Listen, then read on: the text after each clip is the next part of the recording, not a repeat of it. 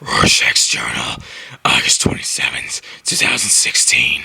Found myself on an American government-owned black site on the southern tip of Cuba. I'm not alone.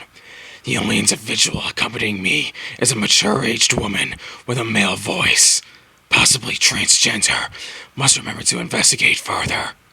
For the last time, I'm not transgender! Just the answer I expect from your kind. For fuck's sake, stay on topic! I have to report the incident to you, remember? Tell me what happened. The facts. Who was there? What they did. Okay, so this demon named Him came into the camp to make me do a commentary on this dude you don't care about. Then the Joker came up like a second later. Then I kicked them out, but after I did the commentary, they came back, but not really, because they were here the whole time and just pretended to leave. And then I killed them and then dumped them in this kid's basement. That fag bag's never gonna know. If you killed them, why are you rushing to me? Their tracking beacons are acting up again. I don't think they stayed dead. I need you to find them and put them down once and for all.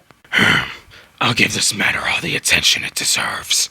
Alright, that's cool. So, I gotta do this commentary on a British guy who thinks he knows everything about the Metal Gear series, so bye-bye. Wait, before you go. I notice this place is unlicensed and for the most part is under socialist control. There any significance to that? Well, you see, funny thing about that is...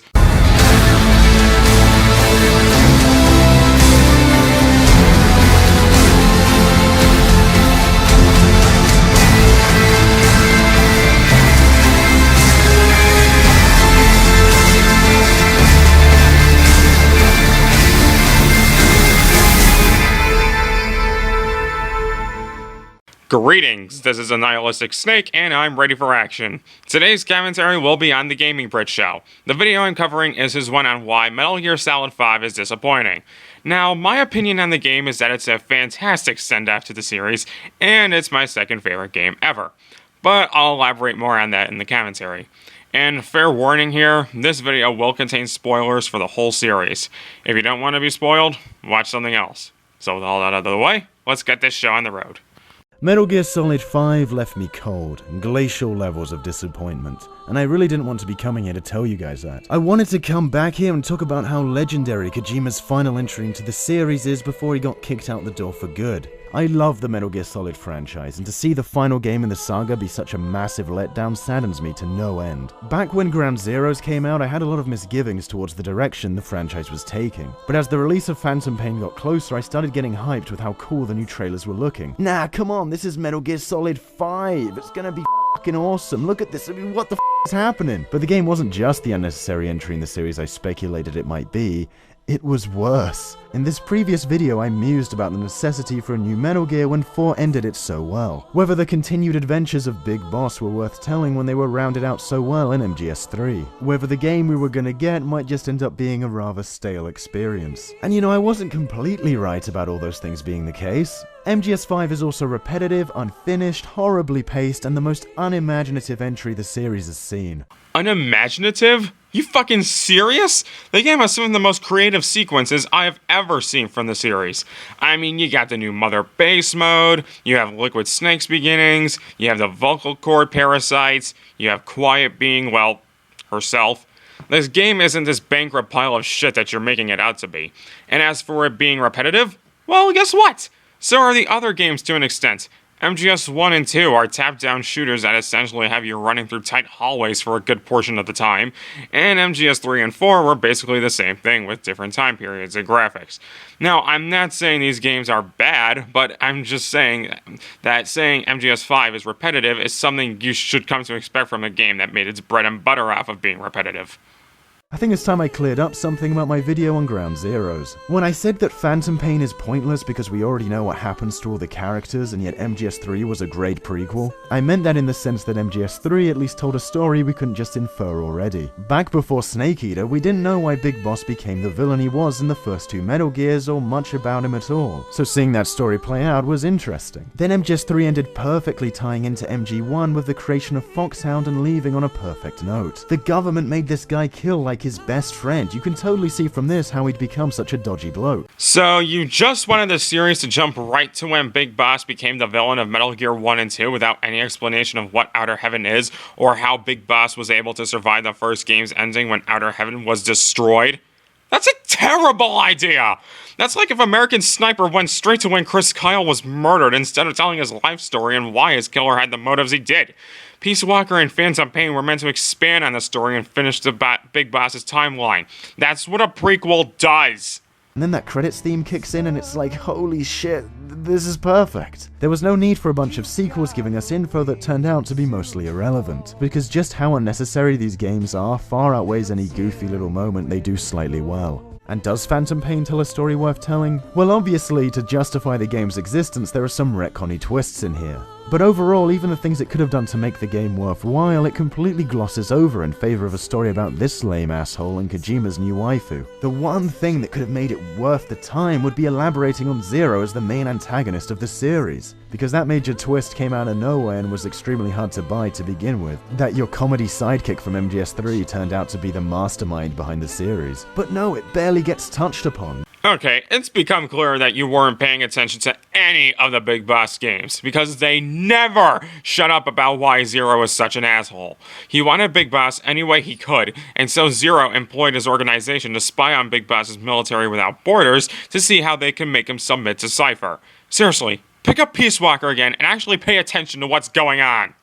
The relationship between Big Boss and Liquid, that could have been interesting. Nothing really happens though. The game doesn't even elaborate much on Big Boss's villainy. I mean, as I said, the series didn't have to after 3's ending, but you might as well have made him become more of a to justify his later actions. Why am I collecting heroism points in a game about being Big Boss? Phantom Pain was supposed to let you create your own ending to the series. That way, you could decide whether or not Big Boss was truly the bad guy here. And besides, you're playing as his body double, Venom Snake, so of course you're gonna have different character building. More on that later, though.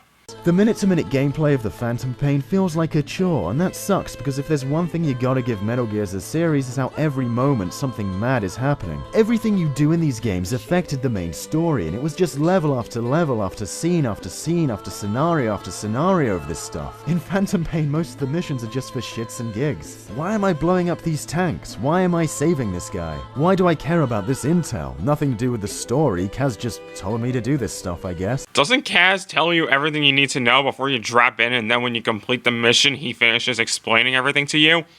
Again, pay attention to the fucking cutscenes, you retard! This makes any of the bullshit moments come across that little bit more frustrating, and trust me, Phantom Pain is some of the most annoying sections in the series. Metal Gear's always had hits and misses in the gameplay department, but at least when something was getting on your tits in the last games, you knew that afterwards there would be some mad payoff. Here, whenever I was getting frustrated, I knew that all that would happen is I would get put back on the chopper and Kaz would tell me what I did was totally really important, but you know, who cares? If I was blowing the shit out of things for 15 minutes in the previous games, it was because Raiden was ninja fighting some vampire and needed some backup so we could activate Rex, not just because, some guys asked us to do it. I mean, say what you want about MGS4, but I was giddy every 5 minutes in that game. Moment after moment of frenzied antics, all my questions and desires being addressed. In Phantom Pain, I was giddy for about a minute when a 20-second cutscene randomly appeared. You can't just compare MGS4 to 5 like that. Their stories are different. MGS5 features a new character and shifts more focus on being an assassin like you'd expect from good old John Polganger, and fulfilling a purpose you were specifically handed. But because you're sitting here like, oh, but it's not Snake Eater, so it's shit, then of fucking course you're gonna think of it as just another memoir to burn. And then it was back to being bored for 5 hours as Kaz dropped me in an unskippable chopper ride again. Not to mention you have to watch the same credits over and over again that usually spoil the characters that are gonna be in the mission. Okay, yeah, the chopper rides are a bit annoying in the sense that you had to sit through them. But the credits spoiling who's gonna be in the missions? Dude, the Red Band trailer pretty much told you every new character you were gonna meet in that game. Not to mention that complete random while in Afghanistan, Ocelot will radio you and tell you that Quiet is hanging out in the desert. As for the White Mamba, Kaz fucking tells you that Eli is a leader of the child military. Plus, no one really pays attention to the credits, so they're easy to tune out. I mean, this is like if MGS2 made you play a bunch of VR missions for no reason in between relevant scenarios, made you cross empty terrain before every level and had you sit down and wait while nothing happened every time you wanted to do something. Yeah, I'm sure the game would have been improved with all that stuff. And maybe I wouldn't mind so much if the gameplay was blowing my mind, but after infiltrating my first few out in the open settlements in the wilderness, I was getting pretty bored. There are a bunch of weapons, but you're limited to like 3 at a time, so the nuts-on-the-fly arsenal of MGS4 is gone. Well, if you want to change your loadout, you can just call for a supply drop from Mother Base while out in the field.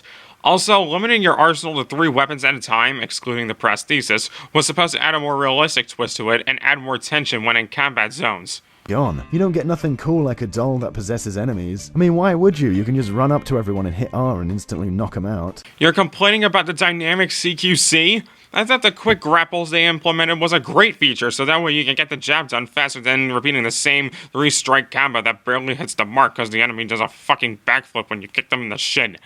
Now, the old CQC system was pretty fun in MGS4, no doubt about that, but in MGS5 it would have been annoying and a bit out of place. But I'll expand on that later when the time is right.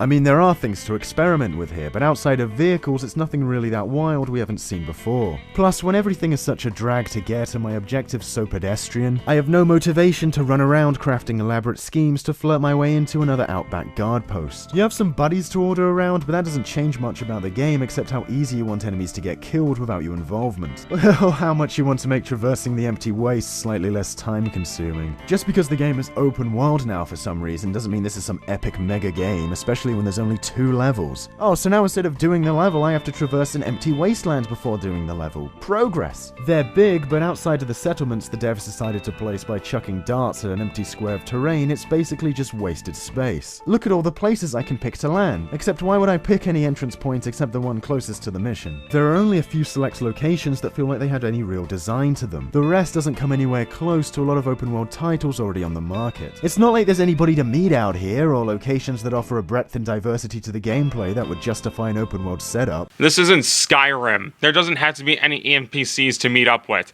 It's supposed to add on to the feeling of isolation and solitude that Venom, or your selected mercenary, feel when out in the battlefield. Besides, there are prisoners in certain locations that you can rescue, so it's not like there's nothing but enemies to fight.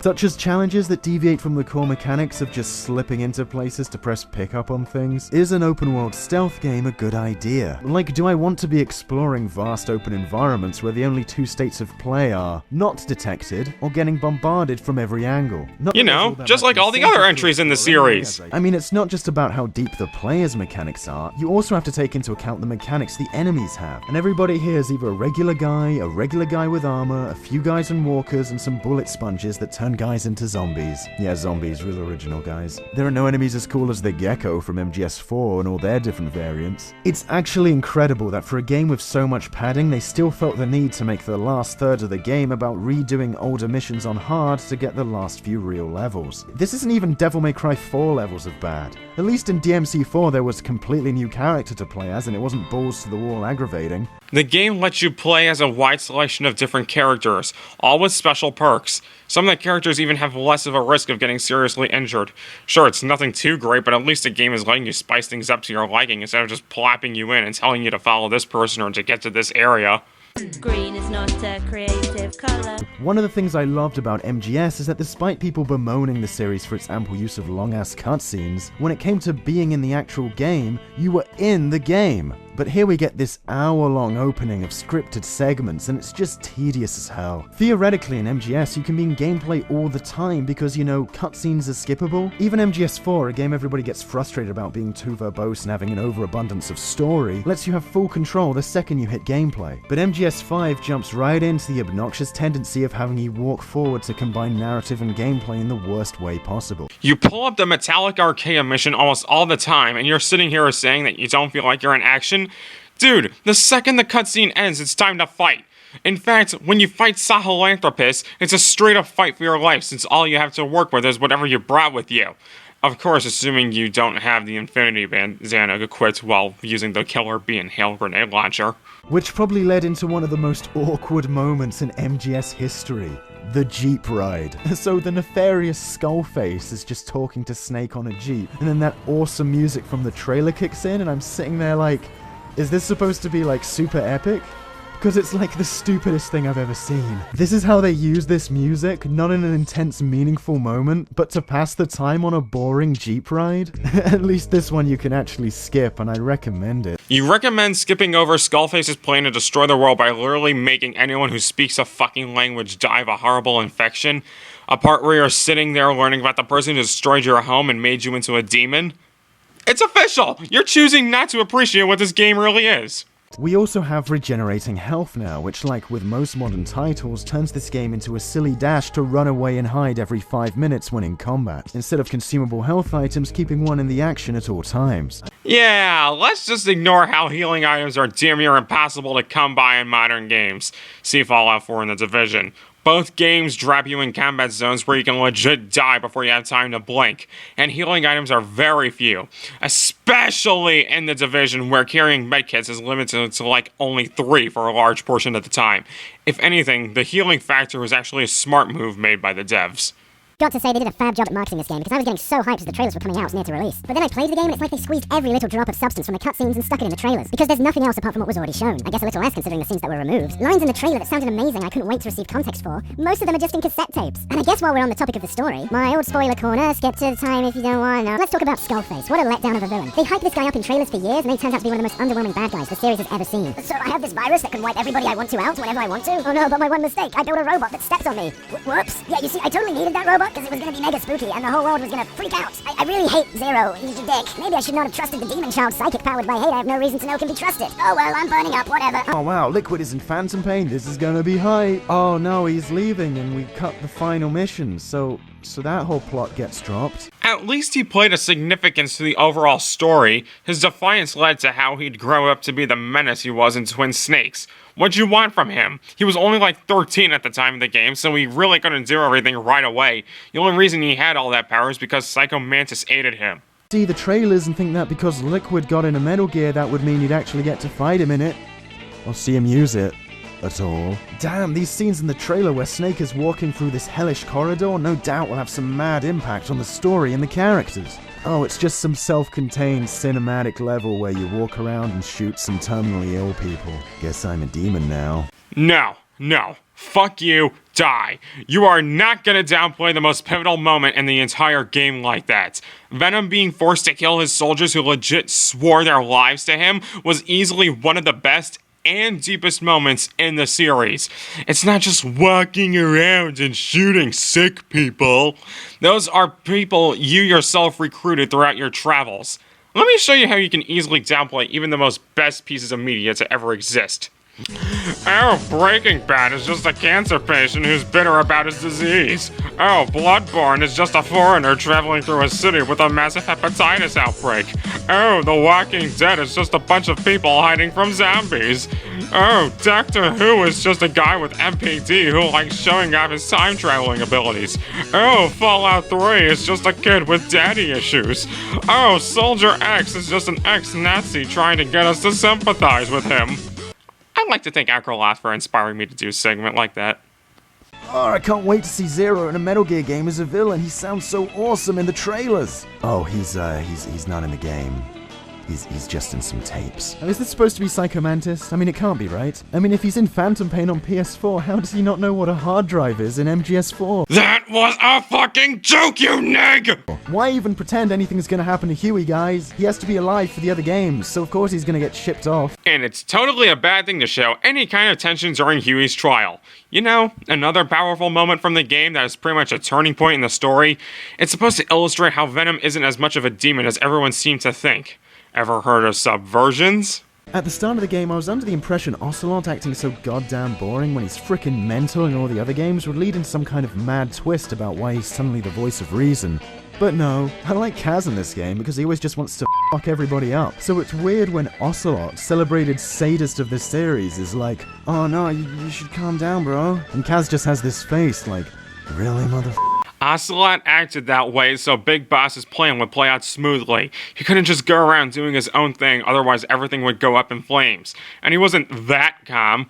While he did in fact accept Quiet as part of Diamond Dogs, he still treated her harshly during her interrogation by electrocuting her 3 times with stun rods.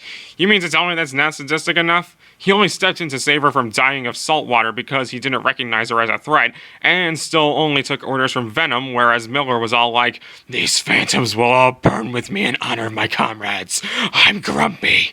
I mean, I guess he's not as boring as the girl who says nothing for most of the game. Such a deep character, that one. Oh, I was gonna infect everybody and get my revenge, but then I realized I really wanted this guy's dick. Phantom Pain has the worst way of telling its story in the entire series. Everything feels so awkwardly done. The major twists and emotional moments rarely play into the overarching story. Instead, they usually play out isolated from the rest in horrible little chunks, lending little impact to the overall game. So many scenes try and hit you with the big boss feels, but it all falls flat. The episodic nature of the content means it will have no real lasting effect on any of the characters next time they decide to chat to Snake, unlike previous games where events could invoke permanent changes in the cast. The major final twist isn't worked into the narrative or the development of the characters, instead it's just told to the player in an out-of-context chapter with no effect on anything. It's like the game is saying, okay, we need to stop, so here's the twist, bye. The twist with Venom Snake being a body double of Big Boss is what ties the games together. It explains how Big Boss was alive for Metal Gear 2 because Venom was the one you killed in the first game. It also explains how Big Boss shows up at the end of MGS4. He doesn't have the prosthetic arm or the shrapnel in his forehead. It explains why Miller held so much contempt for Big Boss in the MSX games. But no, you don't care about that because it isn't Snake Eater. Metal Gear Solid always had a lot of story, and that story was awesome, and it was complemented by just as awesome gameplay. Here we have mediocre gameplay and soulless thin plot badly told. And that just isn't Metal Gear, no matter how you cut it. And it makes me so sad, because Metal Gear was one of those franchises that hadn't been ruined yet. It was so good, and to see it go out on this when it already had such a great climax, it's just sad. This is one of the most disappointing games I've played since Metroid Other M. And I'm not joking about that. I hate to say it, but fact is, when Konami make their next non-Kojima Productions Metal Gear, in the back of my mind I'll be thinking, at least it can't be as bad as the Phantom Pain. Yeah, even though Konami is the reason Chapter 3 and so many other things were cut out from MGS5 and resulted in Kojima leaving the company, MGS6, if it happens, will suck dick, because they'll do everything to shit all over the legacy of the games, more than Portable Apps did. So that's pretty much where it ends. Gaming Brit, I cannot begin to tell you how god-awful this video is. There's not a doubt in my mind that you're an absolute Snake Eater fantard. If you actually gave this game a chance rather than compare it to Snake Eater all the time, you would have actually seen what made this game so great. But no, you don't want to do that. So if you don't care, why should I? Okay, I'm gonna lay down a bit and rest my head from the sheer idiocy I suffered. Don't worry, citizen. I'm here. Batman? What are you doing here? I heard reports of the Joker showing up at the Cuban Black site. Since you happen to be here, do you mind giving me the rundown? Yeah, about that. Rorschach was here earlier, and I kinda got him to take care of it. Hold on. You mean to tell me that the Joker invades your home, and you go to someone else instead of me? After Batman vs. Superman, I ain't going to you for anything anytime soon. Oh, fuck you. I love you too. This is the Nihilistic Snake slithering out of here. Let's go!